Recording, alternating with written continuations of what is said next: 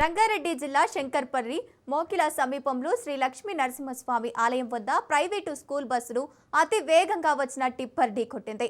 ఈ ప్రమాదంలో పలువురు విద్యార్థులకు స్వల్ప గాయాలయ్యాయి. ప్రమాదం జరిగిన వెంటనే బస్సు డ్రైవర్ పరారయ్యాడు. పోలీసులు గాయపడ్డ విద్యార్థులను ఆసుపత్రికి తరలించి కేసు నమోదు చేసుకుని దర్యాప్తు చేపట్టారు. పాఠశాల బస్సు డ్రైవర్ కుమారుడు వాహనం నడుపుతున్నాడని, అతడే ప్రమాదానికి కారణమని స్థానికులు ఆరోపిస్తున్నారు.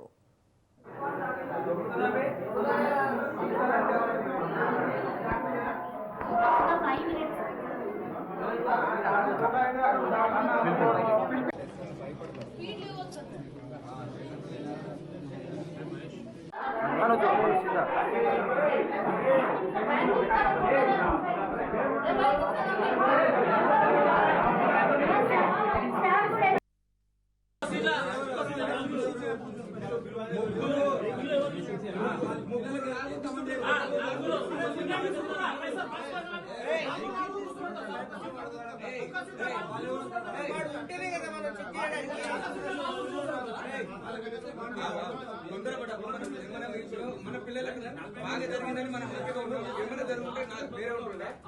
మనం 11 మంది డ్రైవర్లు ఉన్నారు, వాళ్ళకి పిలిచి మాట్లాడదాం. మనం కొట్టడానికి రాలేదు.